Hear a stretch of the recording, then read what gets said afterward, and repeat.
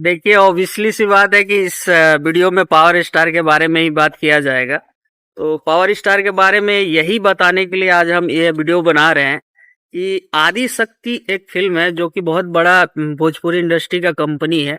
उसमें दबदबा जो था खेसारी लाल यादव का था, क्योंकि सबसे ज़्यादा गाने उन्हीं के रिलीज़ हुए हैं।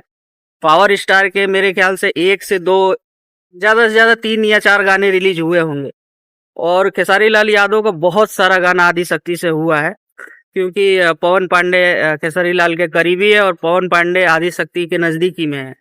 तो इस कारण से वो बहुत ज़्यादा गाना उनसे रिलीज हुआ है। लेकिन पवन सिंह का गाना सड़िया एक गाना आया था, जो कि अभी आप साइड में देख लीजिए मेरे, ये अगर पॉपुलर वीडियो में जाइए वहाँ पे आदि शक्ति में, तो नंबर 1 पे पवन सिंह का गाना है।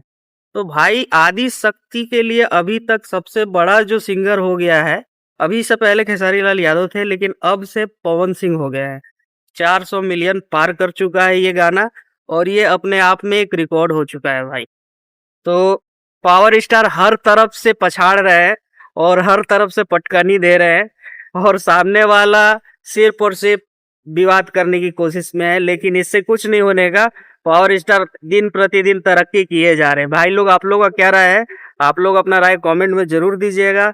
जय भोजपुरी, हर हर महादेव।